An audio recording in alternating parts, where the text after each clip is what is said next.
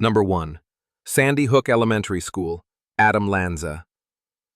Adam Lanza was a quiet, withdrawn young man who lived with his mother in Newtown, Connecticut. Born in 1992, he was described as intelligent but socially isolated, often avoiding eye contact and spending much of his time secluded in a darkened bedroom. Throughout his childhood and adolescence, Lanza struggled to connect with peers, showing discomfort with sensory stimuli and unstructured environments. After his parents divorced in 2009, his father moved away, and his mother, Nancy Lanza, became his primary caretaker, homeschooling him and managing his anxiety. By his late teens, Adam had no job, no college attendance, and no social interactions outside the home. His world narrowed to online forums, violent media, and his mother's collection of firearms. Nancy Lanza was known locally as friendly and sociable, but those close to the family noted her difficulty managing Adam's increasing detachment. She took him to shooting ranges and legally owned multiple guns. Investigators later found that Adam had become obsessed with mass shootings, particularly school attacks, spending hours researching past incidents and compiling timelines. In the months before December 2012, his behavior deteriorated. He ceased speaking to his mother directly, communicating only through notes left around the house. Unaware of his plans, Nancy continued to care for him. On the night of December 13, 2012, Adam conducted online searches about previous shootings and mapped out his final steps. Early the next morning, while his mother was still asleep, he retrieved a rifle and shot her multiple times at close range, killing her instantly. Taking her car keys, he loaded firearms, ammunition, and magazines into the vehicle and drove to Sandy Hook Elementary School, arriving shortly after 9:30 a.m. The school had recently updated security protocols, keeping front doors locked after the morning bell. Adam approached the entrance and fired through the glass panel beside the door, then entered the building. The sound of gunfire caused confusion among staff, some mistaking it for a broken object, unaware a gunman was inside. As he moved through the hallways, teachers urged students to hide, pulling children into closets and bathrooms, turning off lights, and barricading doors.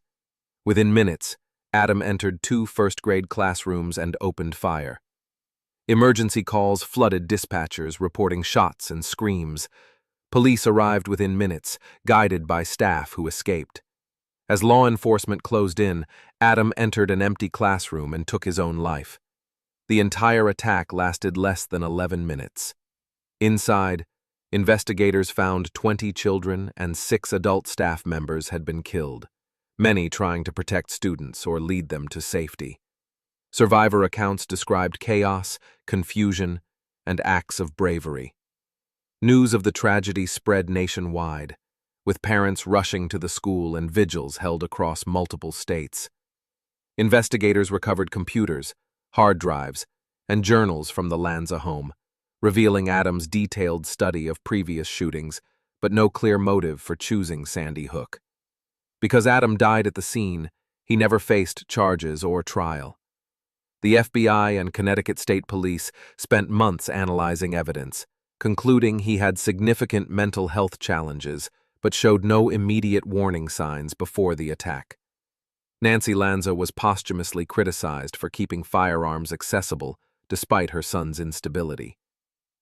The tragedy sparked national debates on background checks, assault-style weapons, school safety, and mental health procedures. Families pursued legal action against gun manufacturers and institutions they held responsible. The Sandy Hook Elementary building was demolished in 2013 and replaced with a new facility featuring enhanced safety measures and memorials. The memory of Sandy Hook remains a symbol of pain, resilience, and unresolved questions about how a young man with many warning signs could commit such devastation. Adam Lanza left no manifesto or explanation, only a pattern of isolation, obsession, and withdrawal. The tragedy forced society to confront difficult issues about identifying risk, supporting vulnerable individuals, and controlling access to lethal means. Number 2. Robb Elementary School, Salvador Ramos. Salvador Ramos was a teenager living in Uvalde, Texas, whose quiet demeanor masked growing anger and detachment. Born in 2004, he experienced a turbulent home life with strained family relationships and frequent arguments. Classmates recalled he was bullied for his clothes, speech, and social awkwardness. By high school, he rarely attended classes and eventually stopped altogether, withdrawing from friends and family. After turning 18 in May 2022, Ramos legally purchased 2 rifles and ammunition. He posted photos of the weapons on social media, but did not issue direct threats. He engaged in disturbing online conversations hinting at violence, though none were reported to authorities. Family members noticed mood swings, but attributed them to frustration or depression. Ramos showed fascination with previous mass shootings. On May 24, 2022, after an argument with his grandmother, he shot her inside their home. Though critically wounded, she survived. Ramos took her truck and drove to Robb Elementary School, crashing near the campus. Armed and dressed in dark clothing, he fired at bystanders before entering the school just before 11:30 a.m. One door he used did not lock properly, allowing him access. Inside, gunfire echoed through hallways as teachers and students scrambled for cover. Some classrooms locked doors, but Ramos entered adjoining rooms, shooting students and teachers trapped inside. Emergency calls reported shots and children in danger. Law enforcement arrived quickly, but hesitated to breach classrooms due to confusion and miscommunication, assuming the situation had shifted to a barricaded subject rather than an active shooter. It took approximately 77 minutes before officers breached the classroom and engaged Ramos, who was shot and killed. The attack left 19 children and 2 teachers dead, with others injured. The community was left in shock as families awaited news. Investigations revealed no prior criminal record or formal mental health diagnosis for Ramos, though patterns of aggression and isolation were noted. Legal focus shifted to police response, school security, and firearm legislation. Families demanded answers and reforms, filing lawsuits alleging negligence. State legislators introduced bills to improve emergency procedures and background checks. The Department of Justice reviewed law enforcement decisions to prevent future tragedies. Robb Elementary remained closed, with plans to demolish the building. Memorials honoring victims appeared throughout the community. The incident reignited debates on gun laws, school security funding, and youth mental health services. Law enforcement agencies nationwide re-examined protocols for active shooter situations. Salvador Ramos's name became synonymous with one of Texas's deadliest school shootings, highlighting gaps in prevention and response. Number 3. Virginia Tech, Seung Hui Cho. Seung Hui Cho was a student at Virginia Tech in Blacksburg, Virginia, known for his extreme social withdrawal and silence. Born in South Korea in 1984, he immigrated to the U.S. as a child and struggled with anxiety and selective mutism. Despite challenges, he enrolled as an English major but remained isolated, refusing to participate in class and producing disturbing writings focused on violence and resentment. In 2005, Cho was declared mentally ill by a special justice after psychiatric evaluation, but was not committed for inpatient treatment. He was released with instructions for outpatient care, but follow-up was inadequate. Over the next 2 years, his anger and obsession with past shooters intensified. He wrote violent-themed plays and recorded videos expressing contempt for society. Cho legally purchased firearms and ammunition, passing background checks despite his mental health ruling because outpatient status did not disqualify him. On April 16, 2007, he began his attack by shooting 2 students in a dormitory. He then mailed a package to a news network containing a manifesto, photos, and videos. About 2 hours later, Cho entered Norris Hall, an academic building, chained doors shut to prevent escape, and opened fire on students and professors. Police faced locked entrances, delaying response. After about 11 minutes of shooting, Cho took his own life as officers approached. He killed 32 people and wounded 17, marking one of the deadliest campus attacks in U.S. history. The attack raised questions about how Cho obtained firearms and why warning signs were missed. Investigations revealed gaps in reporting mental health adjudications to background check systems and ineffective escalation of faculty concerns. Cho's manifesto expressed hatred toward the wealthy and privileged, framing his actions as revenge. Virginia Tech implemented new safety protocols, counseling programs, and communication systems. States strengthened background check laws to include mental health records. Memorials and scholarships honor victims, and annual remembrance events keep the tragedy's memory alive. Cho's case remains a reference point in discussions about mental health, campus safety, and firearm access. Number 4. Columbine High School, Eric Harris and Dylan Klebold. Eric Harris and Dylan Klebold were seniors at Columbine High School in Littleton, Colorado, known as quiet outcasts. Eric struggled with anger and control, while Dylan battled depression and detachment. In 1998, they were arrested for breaking into a van and ordered to attend a juvenile diversion program. Privately, their resentment grew. Throughout their senior year, they recorded videos and journals filled with anger, revenge fantasies, and admiration for previous attackers.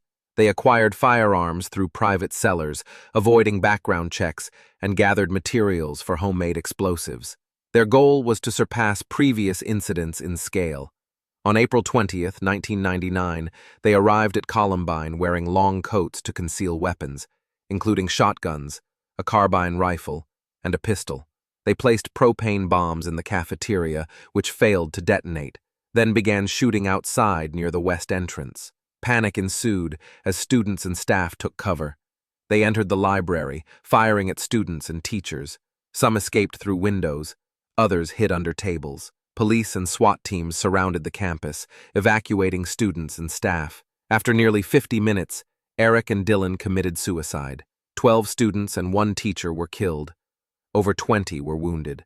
Investigations revealed months of planning and failed bomb attempts. Questions arose about weapon acquisition and overlooked warning signs. The attack exposed gaps in emergency response and communication, leading to reforms in school safety and firearm access. Columbine became a reference point for active shooter training and mental health awareness. Number 5. Marjory Stoneman Douglas High School, Nicholas Cruz. Nicholas Cruz was a former student at Marjory Stoneman Douglas High School in Parkland, Florida, with a history of behavioral issues. Born in 1998 and adopted as an infant, he struggled with aggression and impulsivity. After his adoptive father's death, his mother faced challenges managing his behavior. Cruz was removed from school and placed in an alternative program, but faced no long-term firearm restrictions. Following his mother's death in 2017, Cruz purchased an AR-15-style rifle and ammunition. Despite alarming social media posts, preventive action was limited. On February 14, 2018, Cruz entered the school near dismissal time, activated the fire alarm, and began shooting. Students and staff scrambled for cover as gunfire echoed through the building. Law enforcement arrived quickly, but faced confusion over the shooter's location. Cruz discarded his weapon and fled on foot, later arrested without resistance. 17 people were killed, including 14 students and 3 staff members. 17 others were wounded. Cruz confessed and faced a lengthy legal process. Prosecutors sought the death penalty. Defense cited emotional and developmental challenges. In 2021, Cruz pleaded guilty to all charges. The jury failed to reach a unanimous death penalty verdict. He was sentenced to life without parole in 2022. The attack spurred national activism led by survivors, prompting reforms in firearm laws, school security, and mental health services. Florida passed a red flag law, allowing temporary firearm removal from threats. The school increased security and counseling resources. The shooting site was slated for demolition. Cruz's actions exposed systemic failures in prevention and reporting. Number 6. Aurora Theater, James Holmes. James Holmes, born in 1987 in California, was a quiet, intelligent individual with an early interest in neuroscience. After excelling academically, he enrolled in a neuroscience PhD program at the University of Colorado, but struggled academically and socially, withdrawing from the program in 2012. Holmes began seeing a psychiatrist, expressing violent thoughts, but no direct threats were made.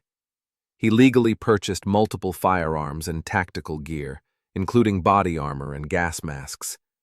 He booby-trapped his apartment with explosives. On July 20, 2012, Holmes entered the Century 16 movie theater in Aurora, Colorado, during the midnight premiere of The Dark Knight Rises. After propping open an emergency exit, he threw gas canisters into the crowd and opened fire, moving slowly through the auditorium. Panic erupted as people sought cover or escaped. Police arrived within minutes. Holmes was found near his car and arrested without resistance. Bomb squads disarmed explosives in his apartment. 12 people were killed and 70 injured. Holmes was charged with 166 counts, including murder and attempted murder. His defense pursued an insanity plea. Prosecution highlighted planning and intent. After a lengthy trial, Holmes was found guilty and sentenced to life without parole. The attack led to policy discussions on background checks, mental health reporting, and public space security. The theater reopened with renovations. The shooting site was permanently closed. Number 7. Cleveland Elementary School, Patrick Purdy. Patrick Purdy, born in 1964, had a troubled upbringing, marked by abuse, instability, and substance abuse. He developed resentment toward immigrants and minorities, blaming them for his failures. Despite a criminal history, he legally purchased a semi-automatic rifle. On January 17, 1989, Purdy drove to Cleveland Elementary School in Stockton, California, which served many Southeast Asian refugee children. He set his car on fire behind the building, then opened fire on children during morning recess, killing 5 and injuring around 30. Teachers shielded students and called for help. Purdy ended his own life as police approached. Investigations revealed racist writings and violent ideologies. The attack prompted California to pass stricter gun laws and influenced national gun control debates. The school provided counseling and memorials for victims. The tragedy highlighted the vulnerability of immigrant communities and the need for threat assessment and firearm restrictions. Number 8. Westside Middle School, Andrew Golden and Mitchell Johnson. Andrew Golden, 11, and Mitchell Johnson, 13, were 2 young boys from Arkansas who planned a coordinated attack on their school. Mitchell showed early signs of anger and defiance. Andrew was comfortable with firearms from a young age. They stole weapons and supplies from Andrew's grandfather and planned their attack. On March 24, 1998, they pulled the fire alarm at Westside Middle School in Jonesboro, Arkansas. As students evacuated, the boys opened fire from a wooded area, killing 5 and injuring 10. Police captured them nearby. Due to their ages, they were tried as juveniles and sentenced to confinement until age 21.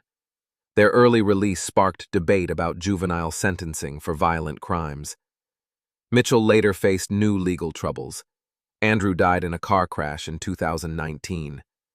The attack led to changes in juvenile justice laws, school lockdown procedures, and discussions about firearm access in homes with children. Number 9. Pulse Nightclub, Omar Mateen. Omar Mateen, born in 1986 to Afghan immigrant parents, was known for aggressive behavior and extremist views. He worked as a security guard and had 2 turbulent marriages. The FBI interviewed him twice but found no active threat.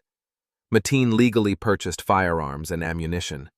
On June 12, 2016, he entered Pulse Nightclub in Orlando, Florida, a popular LGBTQ+ venue, and opened fire, killing 49 and wounding over 50. He held hostages during a standoff before police killed him. Investigations found no accomplices. His motivations were personal anger and extremist rhetoric.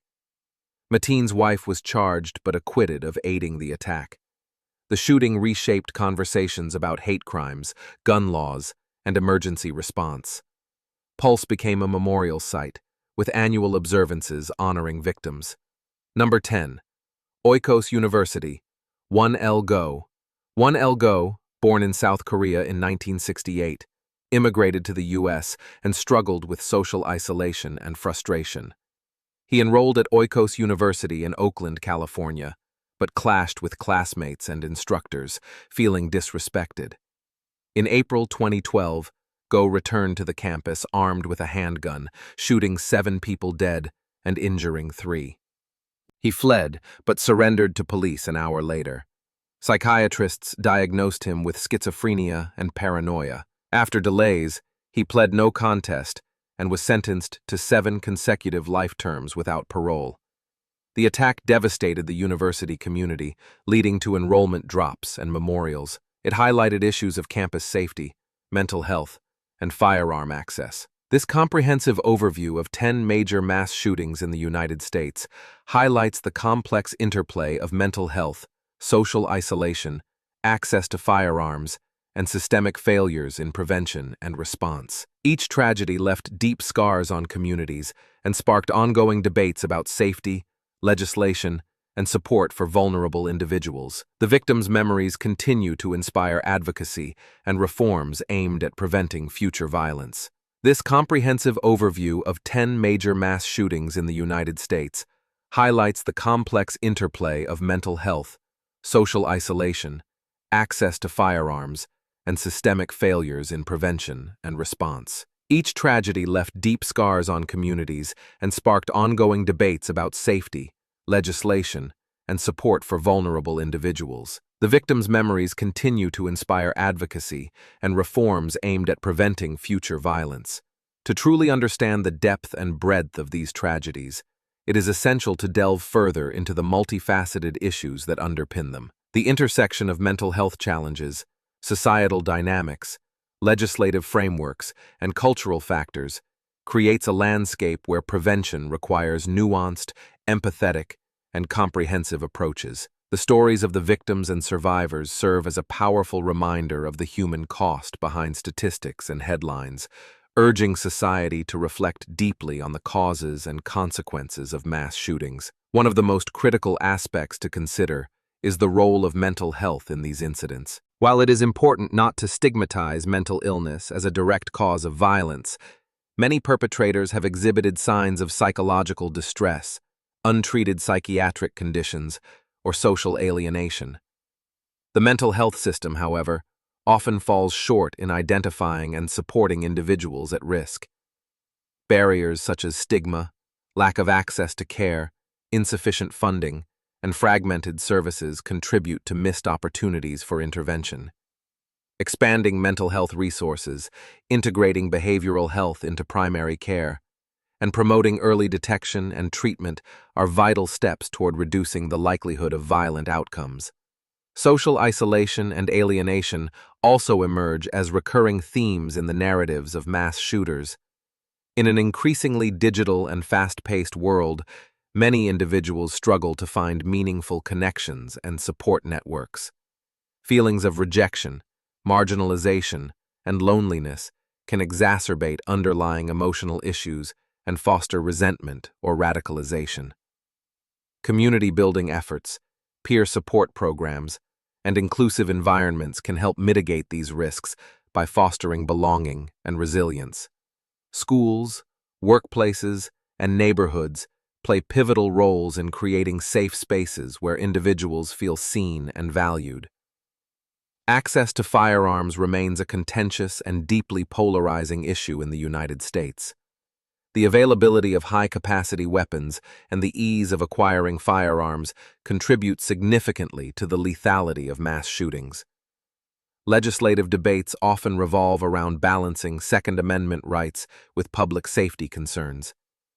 Evidence suggests that measures such as universal background checks, waiting periods, restrictions on assault-style weapons, and red flag laws can reduce the incidence and severity of gun violence. However, political divisions and lobbying efforts have stalled comprehensive reforms and strives to prevent future tragedies. Through collaborative efforts spanning mental health, legislation, education, research, media, and community resilience, society can work toward a future where safety is assured and every individual's life is valued and protected. The legacy of the victims continues to inspire this mission, reminding us all of the profound impact of empathy, vigilance, and collective responsibility in safeguarding our shared humanity.